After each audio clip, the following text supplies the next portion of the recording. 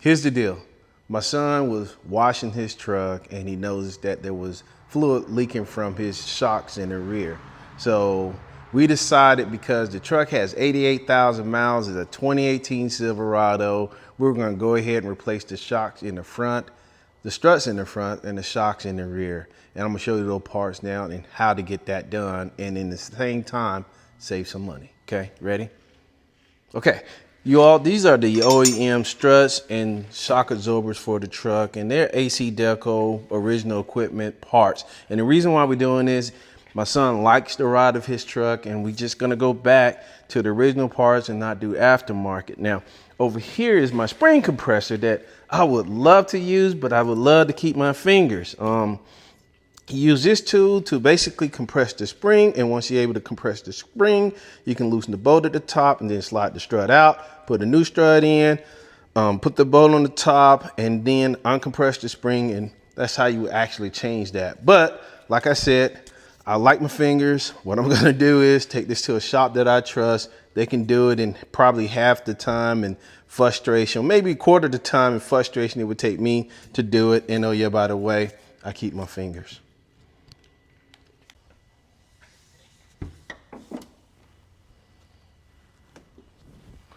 It's so dark. How you drop the struts here, you start up here at the top and you want to take loose these three nuts here. One here, one there, and then one kind of hiding right there. Right there. It's kind of come into focus there. Camera focusing on my hand when I need to focus right there. Okay? And these are just little clips that holds the wire loom, this wiring harness in place. You just pull it off and then you have access to those nuts. Okay, y'all, here's the my ratchet extension and 18mm socket. Then we're gonna go to the first bolt here, loosen it.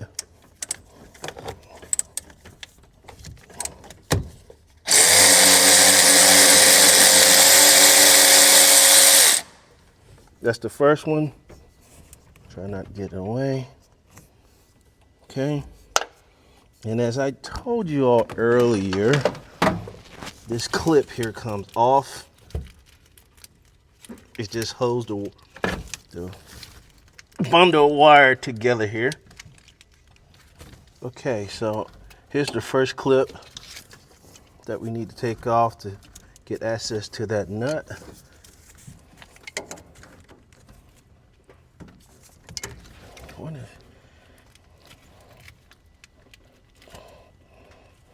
Down.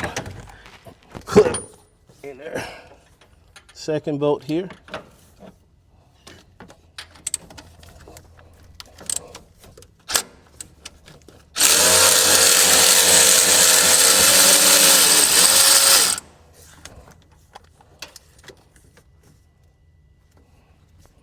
And then the third one hidden right here.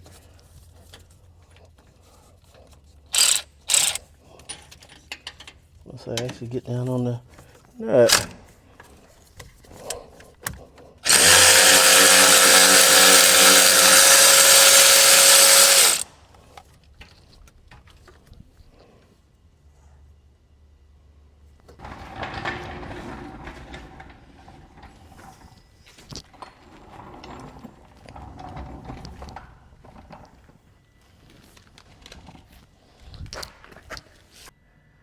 Okay, here are the two bolts at the bottom of the strut. Once we loosen those, this complete unit should be able to come right out.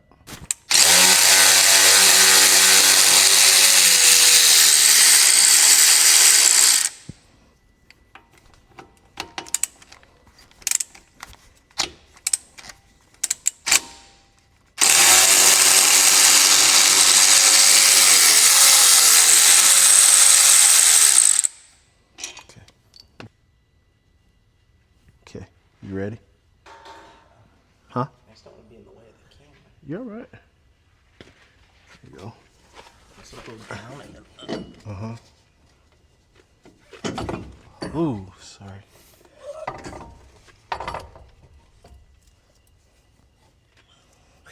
Okay. Okay, y'all, we got the parts off the truck, and as you can see, we got the struts from the front here. And like I said, I'm gonna have that shop. They have a tool basically made for this, not just that standalone compressor I have, but they compress the spring, unloose this nut right here, slide the assembly out, take this assembly, slide it right in place, tighten up that nut, and then we're ready to go ahead and put that back on. So we should have the new struts installed with springs and bushing tomorrow. Okay, y'all, it's day 2 and we got the struts and springs back from the local shop who installed the brand new struts on the springs here. And like I said, I had the tool to do it, but I didn't want to do it and hurt myself. So we're gonna go ahead, reinstall these and get this project wrapped up.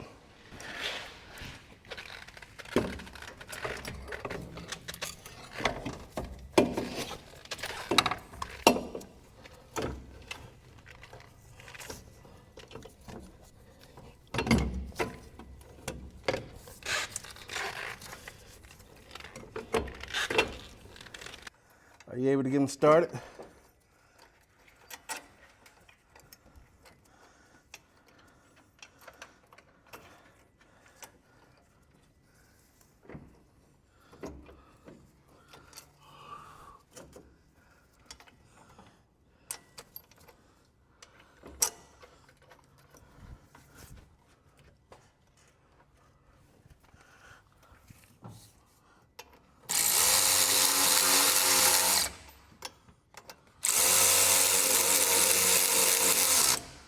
Again, you want to tighten this stuff, even it both sides.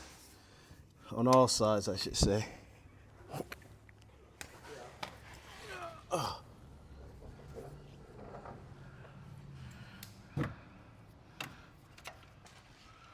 You got the screw started? Yeah, I started them by hand. Huh? I started them by hand. Okay. Okay. You gonna do it? Yeah, you can. All right. So Just like that. You go in first. go in first, like so.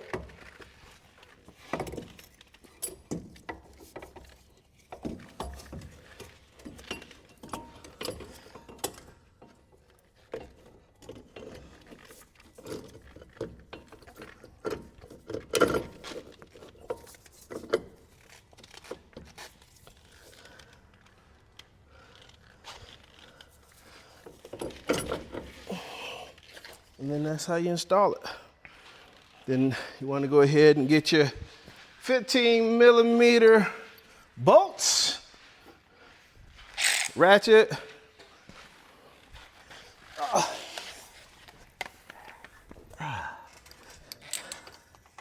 Go ahead and get it started, you all.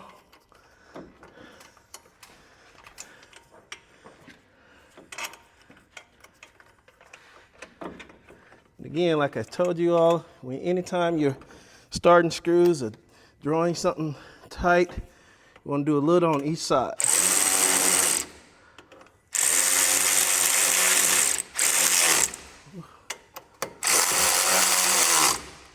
Okay, and the reason why you do that, you're basically making sure the two pieces of what you're joining together is flat, flush. Okay. No worries. At least that'll get us back to where it was, you know? Yeah.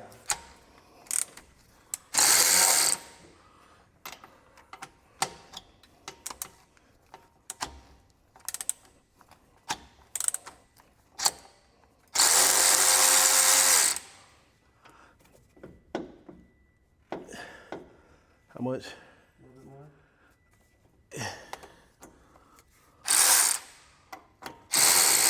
This is almost completely loose, so that's all you got. Right there. That's closer. I mean, it's still not Right. closer than what it was.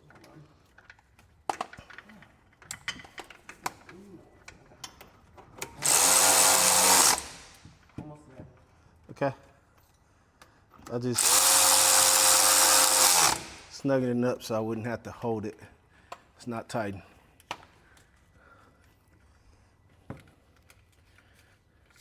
Okay. Cool.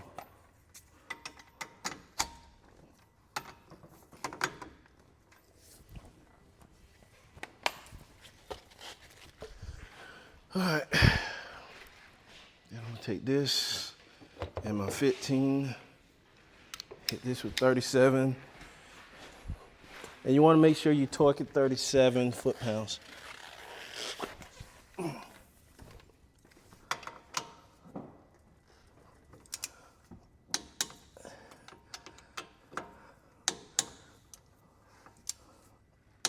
All right. And the same thing for the top. Ready? So you all, quick tip, the first thing you want to do, well, this is added bonus here. So Ethan wanted to change the brakes, and we're going to go ahead and do that because we had changed the brakes in the rear. So we're going to do these here, just some regular disc pads or whatnot. If you want a step-by-step tutorial, a generalized way or understanding how to do it, check out one of my other videos because I did it on my daughter's 2014 Acura TL, and it's pretty much the same and universal across multiple vehicles. So with that being said, that's what we're gonna do.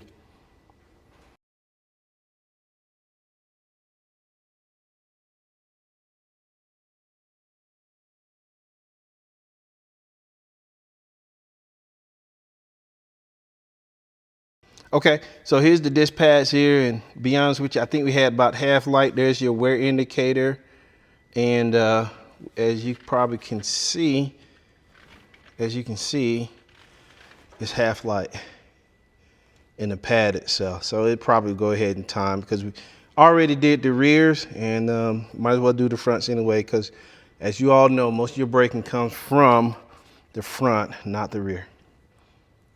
It's the front of the pad here, wheel side, and as you can see, it had pretty much half life in it as well. So yeah, it's a good thing that we went ahead and decided to change the front brakes. And like I said, these are original to the truck. Truck has 88,000 miles. God damn.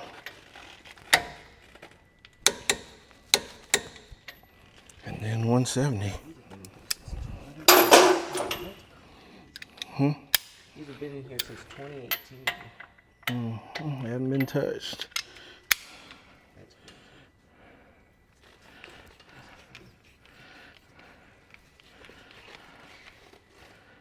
Oh, you're recording, by the way. Huh? You're recording. Oh.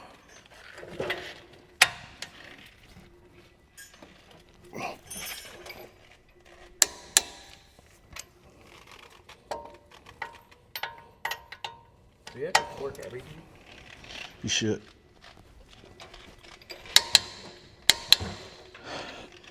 Okay. That is it.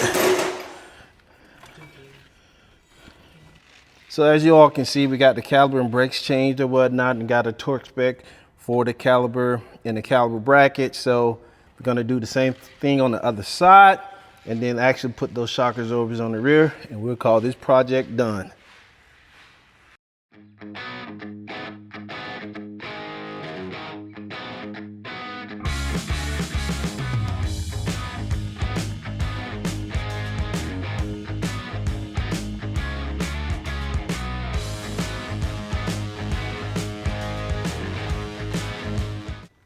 Okay, y'all, so here's the shock absorber in the rear on the driver's side, and on the passenger side is actually in front of the axle. So essentially you loosen this bolt here, and if you look at the top back here, there's another bolt that you release. And then once that is loosened, the shock absorber come out.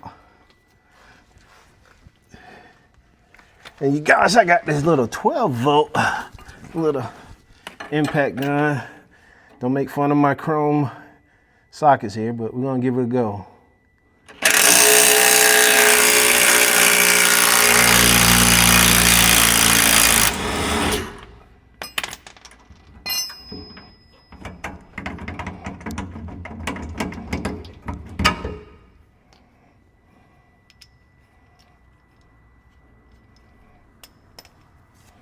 And then we're gonna go here at the top, release that bolt.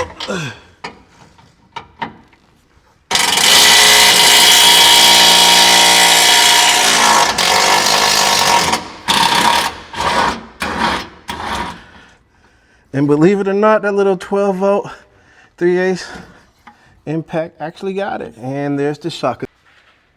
As you all can see, we went ahead and installed that shock on the driver's side.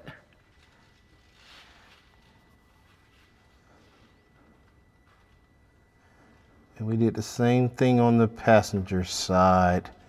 The difference is that the shock absorber is in the front. And there you have it, y'all. We got the Silverado back on the ground. Again, just giving a really quick recap. We did the struts in the front, had the struts actually installed by a local shop, and they did a pretty good job there. While we had those struts off, we went ahead and did the brakes. And in the rear, we did the shock absorbers. This thing rides pretty good. It's stopping pretty good.